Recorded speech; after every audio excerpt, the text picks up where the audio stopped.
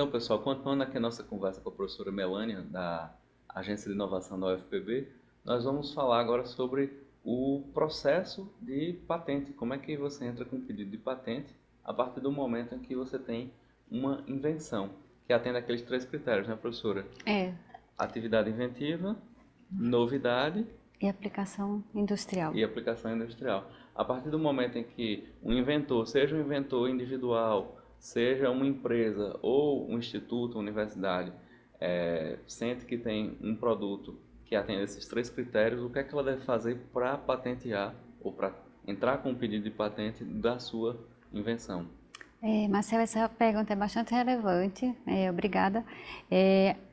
O inventor, quando ele tem uma invenção, né, uma criação, ou seja, que seja plausível e atenda aos 3 requisitos que você mencionou, ele pode dar entrada num pedido de patente. No caso, os professores, técnicos administrativos, alunos da pós-graduação, alunos de iniciação científicas, eles também podem dar entrada no pedido de patente através da Agência de Inovação Tecnológica, Inova, né? O pedido de patente, ele tem alguns itens, assim como a gente escreve um artigo.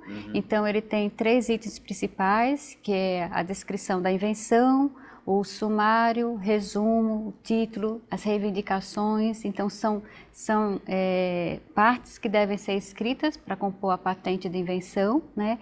E aí existe um passo a passo, né? Esse passo a passo ele está disponível no site, né, da universidade, né, no site da UFPB, www.ufpb.br/inova, e lá tem um passo a passo que são alguns critérios, formulários que o pesquisador e os inventores, pesquisadores de um modo geral, inventores precisam preencher e formalizar um processo via CIPAC e enviar para a Inova, né? Tá. Então, só para explicar bem, porque nem todo mundo é da universidade, esse que a gente está colocando aqui é o processo que a gente vai fazer para quem é da comunidade universitária, que o Inova, que é a Agência de Inovação da UFPB, vai se propor a auxiliar técnicos, administrativos, professores e estudantes a entrar com pedido de patente. Então, esse pedido, ele é um documento técnico ou ele é um documento jurídico?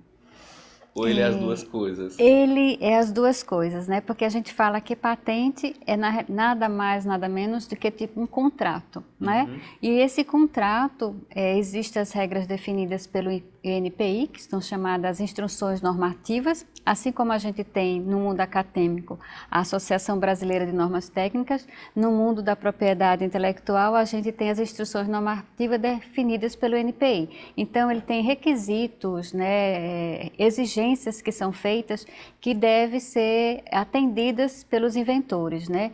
Mas a patente ela é um contrato, né? Ou seja, e o que a gente chama de coração da patente são as reivindicações, porque ali onde você está definindo e limitando o que você está protegendo da tua invenção, ou seja, e o que você está impedindo que outras pessoas possam fazer cópias, né, ou coisas similares ao que você inventou. Então, a patente ela é um contrato, por isso que a gente tem muita dificuldade ainda em escrever patente na universidade, porque nós não fomos treinados tanto quanto para escrever nossos queridos artigos, né? Então, a gente precisa ainda desse treinamento e proteger nossa invenção, mas ao mesmo tempo não dar todos os detalhes possíveis para que alguém também possa fazer, né, aquilo, né? Então a gente tem que ter uma habilidade na escrita e seguindo as normas que o NPI exige, né? Então não é a Inova que exige, tá? Fica bem claro, né? Tá. É o NPI que exige critérios que eles vão avaliar e depois é que eles também vão poder dar o seu parecer sobre essa questão. Com relação à comunidade geral, é muito interessante, a agência de inovação ela é aberta a toda a comunidade, ou seja... não só a comunidade universitária. Não, a gente também tem um papel de ajudar, mas no sentido de orientar, né? Nós não, na agência de inovação, nós não escrevemos patentes, não é legal, né, em termos jurídicos mesmo, nós escrevemos alguma patente para, independente se seja da comunidade acadêmica ou se seja da comunidade externa, porque é um documento E esse documento, se você receber um parecer desfavorável, você que tem que ser responsável por ele, Sim, né? sim. Então, nós orientamos até inventores independentes, que a gente chama a comunidade em geral de inventores independentes, que precisam de orientação, como chegar ao NPI, como começar esse processo, quais são as regras iniciais prescritas da patente. Então, todas essas informações, a Inova, ela presta essa consultoria, essa assessoria, mas ela não vai escrever com a pessoa a Não, patente. não. E você poderia pincelar para a gente alguns critérios, alguns conselhos para quem tem alguma coisa e está pensando em patentear? A primeira coisa que a gente aconselha, né, quando a pessoa chega com uma invenção, né, que diz que tem uma invenção que gostaria de fazer um depósito, ou fazer um registro de um desenho industrial, né, ou de modelo de utilidade, ou a indicação geográfica, ou topografia de circuito. Então, a primeira coisa que a gente pede para a pessoa fazer é a chamada busca de anterioridade.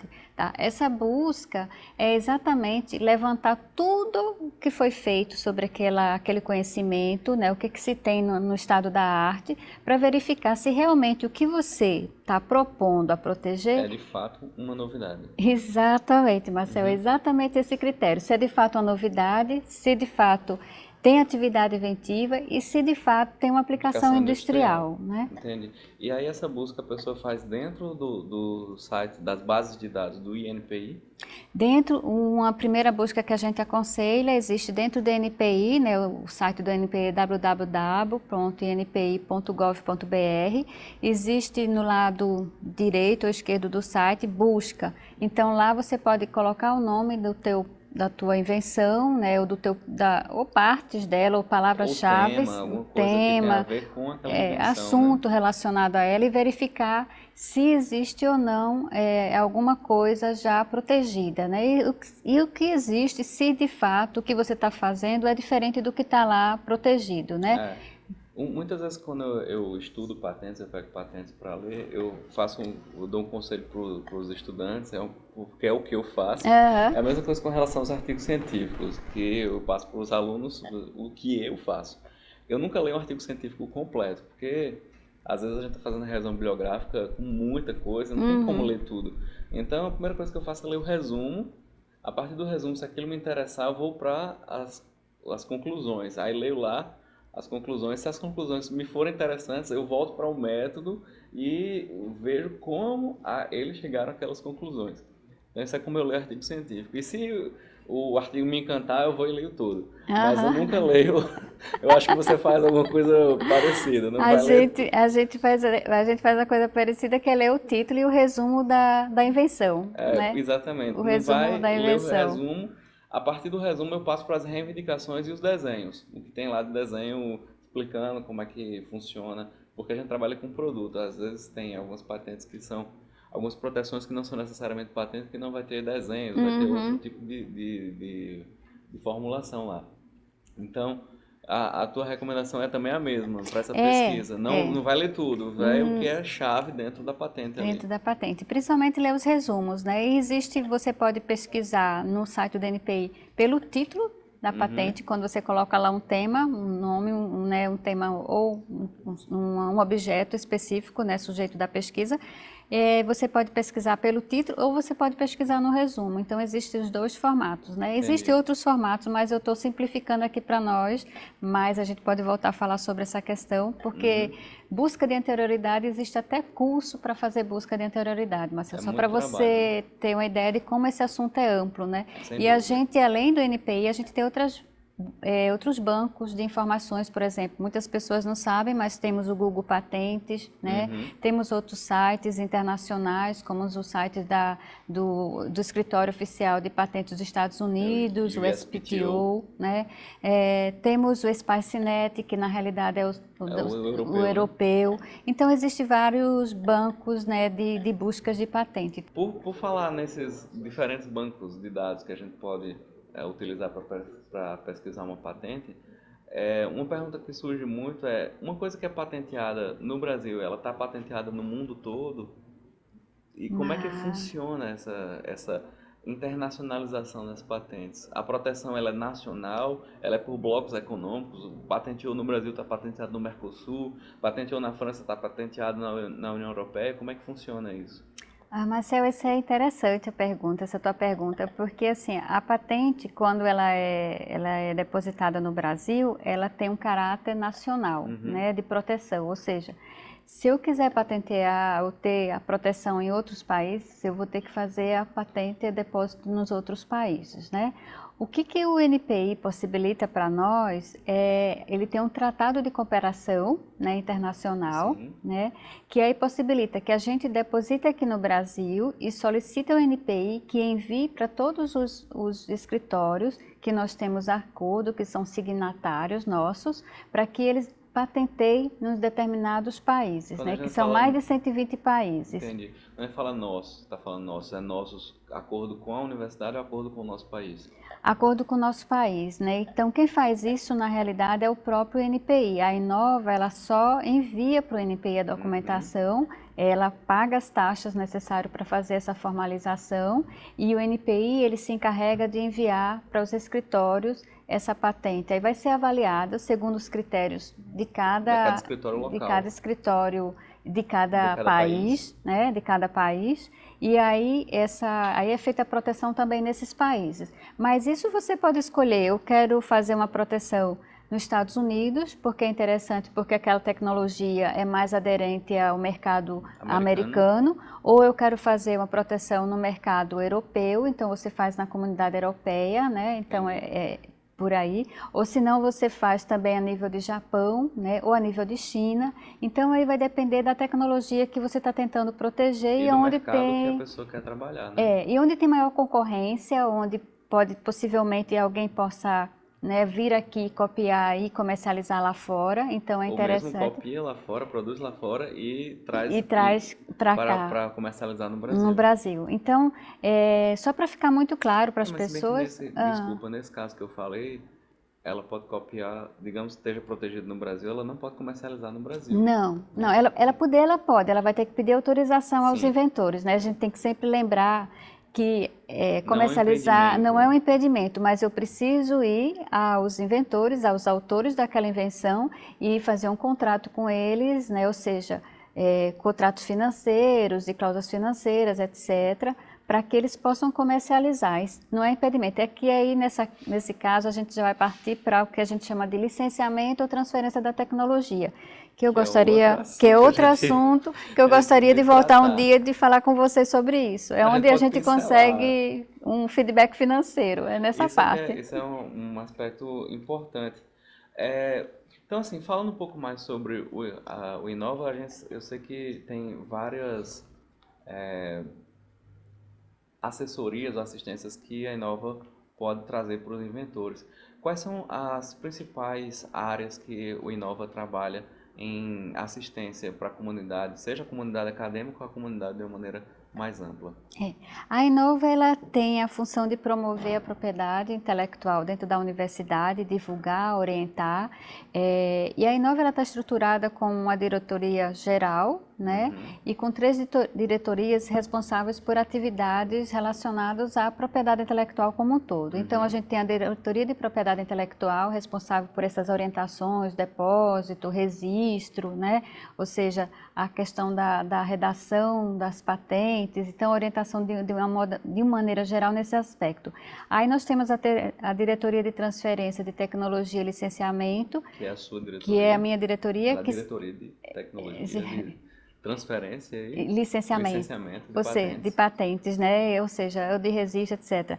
Então, que é exatamente responsável por fazer esse contrato, ou seja, por fazer a interface entre a universidade e empresas, né? Para transferir tecnologias que são depositadas pelos nossos professores e alunos, para que a gente tenha um retorno financeiro desse investimento, né? Para a própria... Muita gente pensa, desculpa interromper, que a patente em si ela vai trazer um benefício para a sociedade ou para a universidade, mas na verdade ela em si é só uma proteção, um documento que garante um monopólio temporário. No caso de uma patente em que a pessoa vai pagando as anuidades, ela chega até 20 anos. Sim, é uma patente. Se for o desenho industrial, São 25? São 10 anos, mais uma vigência de renovação por um período de 3 períodos de 5 anos, que dá ao todo 25 anos. 25 anos. E aí a gente tem também o modelo de utilidade, que é até 15 anos. Lembrando uma informação que tem um preço para isso. Quando a patente é feita pela universidade ou através da agência de inovação, o preço é mais módico. A gente tem um desconto, né, atualmente o NPI faz o depósito via papel ou via eletrônico. O eletrônico é mais barato, então para a universidade sai em torno de R$70, né, mas para a empresa já é outros valores, certo? Então as instituições públicas, né, de ensino e pesquisa, ela tem um valor, um abatimento, né, dentro do NPI. Então, normalmente a gente já manda de meio eletrônico, até porque a gente tem mais celeridade no processo, uma celeridade, né? E a questão também ambiental, de sustentabilidade, né? Também. E a gente tem outra questão, é que após o aceite, né, que é emitida a carta de patente, para que o inventor garanta o seu direito de monopólio do uso daquela ideia, ele precisa pagar as anuidades. Então, uma vez que perdeu o prazo ou não pagou a anuidade durante aquele ano, aquele objeto ele deixa de ser alvo de um monopólio. Ele pode ser utilizado... Ele pode ser arquivado, né? Que a gente fala que o NPI ele pode arquivar a patente, né? Ou seja, se você por acaso a universidade não pagou as anuidades, se por acaso existe também o exame formal dentro do NPI, ele fez uma exigência, a Inova passou essa exigência para os inventores não atendeu dentro do prazo estabelecido por eles, que normalmente é um prazo de 30 dias de resposta de exames formais ou de esclarecimentos que o NPI pede. Então, se por acaso esses prazos não forem atendidos, a patente ela corre o risco de ser arquivada, né? Dentro do próprio NPI, ou seja, ela deixa de existir, aquela tecnologia protegida, ela torna-se vulnerável, né? E voltando a essa questão do pagamento também, é que uma questão é que se não for pago, os valores não foram pagos ano a ano, a patente deixa de ser objeto. Ela vai ser arquivada, como a professora Melanie acabou de explicar, mas também é interessante notar que os valores pagos, eles vão aumentando com o passar do tempo. Os R$70 que a gente entra com o pedido de depósito, as anuidades elas vão aumentando, e isso tem um sentido. Qual seria? Eu entendo de uma forma, não sei se você tem o mesmo entendimento, que é o sentido de que aqui tem um sucesso econômico e que, por conta disso, o governo vai exigir um pouco mais do inventor, um retorno para garantir a permanência da patente.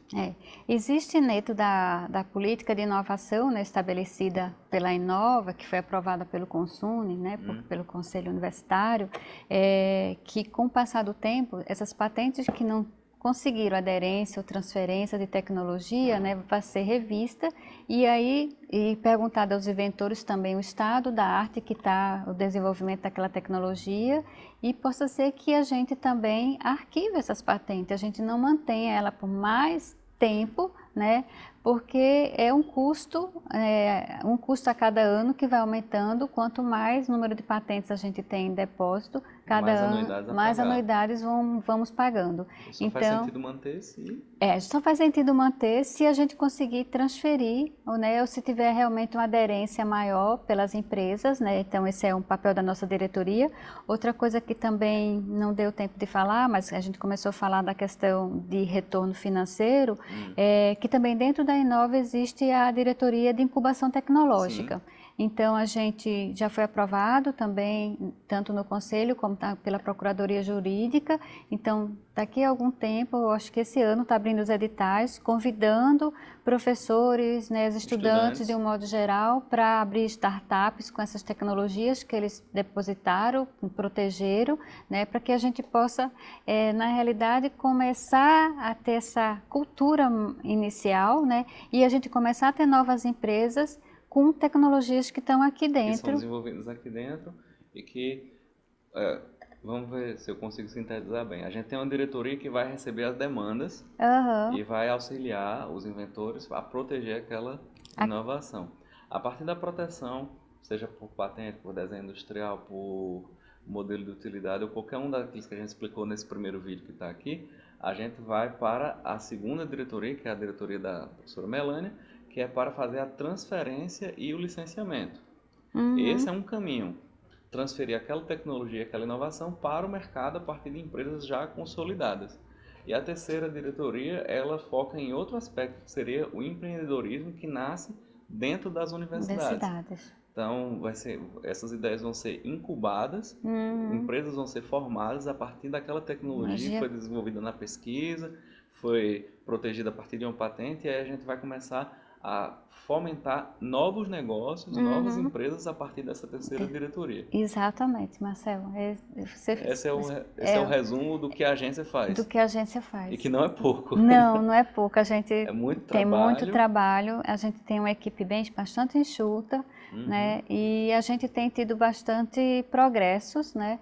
Mas a gente ainda tem muito caminho a trilhar e melhorar ainda esse processo e essa divulgação, né? Então, assim, eu acho que isso aqui é uma oportunidade, né? A gente agradece o convite, é uma oportunidade, porque para a gente falar de um assunto pouco divulgado, né? Patente de invenção é um pouco divulgado, mas quando chega na transferência, retorno dos royalties, retorno financeiro, as pessoas não sabem que existe essa outra etapa. E aí a gente fica só na etapa inicial, que né? É patenteou. Mas e agora, protegeu. Isso, né? E agora, o que a gente faz? Né? A gente investiu dinheiro, a gente precisa ter um retorno financeiro. Ou seja, é um incentivo à parceria público-privada e a abertura realmente da questão do empreendedorismo dos nossos queridos alunos, dos nossos queridos professores, né? Surgindo novas empresas, com novas tecnologias, trazendo benefícios para a sociedade, né? Porque esse é o nosso principal papel da universidade, é trazer benefícios, é divulgar a ciência, né? Ou seja, é mostrar que nós estamos aqui a serviço da sociedade, né? É formar nossos alunos da melhor forma possível. Então, esse é o nosso papel, né? Inclusive, em termos de números, pelo último relatório que eu vi, as universidades e os institutos são os maiores responsáveis pelos depósitos de patentes no Brasil. Não sei se chega a um percentual de 80% ou mais.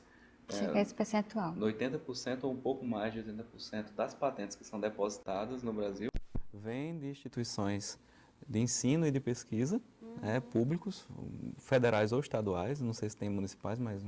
E talvez o grande desafio esteja exatamente naquilo que você falou, de transformar essa patente em algo que saia somente do invento protegido e que vá para a sociedade, seja na forma de um licenciamento para empresas que já existem, ou seja no fomento de novos negócios. E aí, nesse sentido do fomento de novos negócios, eu acho que inclui também uma mudança de cultura acadêmica nossa, em dois aspectos. O primeiro é valorizar isso como uma coisa boa. Não sei se você enxerga da mesma forma, mas muitas vezes a gente enxerga como uma barreira ideológica também de muitos colegas. E, assim, de certo modo, tem um sentido de ser, né? De que não haja um excesso de exploração ou que a universidade não se torne somente algo, colocar aqui nos termos produtivistas, né? Mas que a gente pense a sociedade e reflita nas consequências até mesmo das tecnologias que a gente desenvolve. Mas em outro aspecto também, que foge à questão ideológica, que é o aspecto de como a gente forma as pessoas. Muitas vezes a gente forma os nossos estudantes com uma visão mais de empregabilidade. Então a pessoa vai se formar para ser um profissional, para ser empregado em uma empresa privada ou no setor público. E não sei se você enxerga também um pouco essa mudança cultural nesses dois eixos que eu falo. Marcelo, essa mudança se faz necessária. A gente está num mundo em constante transformação e cada vez mais rápidas essas transformações. Então, se a gente não se abrir ao novo, a essas novas formas de fazer negócio, aos novos benefícios ou seja, necessidades que a sociedade demanda, então a gente vai se fechando, então a gente vai ficando resumido no nosso espaço e a gente não vai crescer, e não vai atender as demandas da sociedade. Então, é uma oportunidade para a universidade fazer essas parcerias cada vez maiores, trazer essas demandas e soluções para a sociedade como um todo. A gente já traz essas necessidades, elas já são atendidas pela universidade em vários aspectos. A gente tem pesquisa, tem extensão, né? A gente tem o ensino, mas em torno de tecnologia, né? Então a gente precisa ter essa parceria maior entre público e privado, né? Através de licenciamento parcial, total, transferência parcial ou total, através da pesquisa e desenvolvimento que você não tem condição de fazer na universidade, por exemplo, na área do fármaco, os estudos clínicos mais aprofundados, nós não temos estrutura ainda, às vezes adequada. Então, uma empresa farmacêutica que dê continuidade a esse estudo de um produto, de um medicamento, né, estudos clínicos melhores. Então, isso é muito importante para o desenvolvimento da sociedade. Então, a gente tem que trabalhar unindo todos esses eixos que nós já dominamos e o que nós não dominamos ainda, nós precisamos conhecer. Exato. E avançar junto com toda a sociedade e com a garotada, né? Porque ela tem uma demanda urgente de que, né, se falam em todos os lugares, em todas as notícias e jornais que a gente lê, dizendo que não vai existir emprego para todo mundo, ou no modelo que existe hoje, ou né? no modelo que nós temos hoje. Então, nossos alunos, eles precisam, né, urgentemente serem contaminados com o empreendedorismo, né? Ou seja, gerar suas próprias soluções, para oferecer essas soluções para a sociedade. E uma oportunidade é a incubação tecnológica, Sem né? dúvida. É uma saída para a gente atender essas novas demandas, né? Pois, Melânia, eu agradeço profundamente. A gente está aqui gravando desde cedo, montando o cenário, montando todos os equipamentos, tivemos interrupção no meio. Então, foi uma manhã toda de gravação. Então, de você ter disponibilizado seu tempo, conhecimento para conversar conosco. Esse é primeira vez que a gente traz no canal um convidado, uma pessoa que é especialista, que, na minha opinião, espero que na sua também, pelo menos aqui, quem está no estúdio gostou. Tá todo mundo assim, nossa, que legal, né? Digamos assim, foi uma aula para mim, espero que para você também, porque às vezes quando a gente explica, a gente aprende mais também, quando a gente ouve e debate e discute, acaba que enriquece. E se você gostou desses 3 vídeos, né, que é uma sequência de 3 vídeos, não esqueça de se inscrever no canal, de curtir os vídeos, de clicar no sininho para receber as atualizações e a gente se vê no próximo vídeo com ou sem convidado. Valeu, obrigado, tchau, tchau.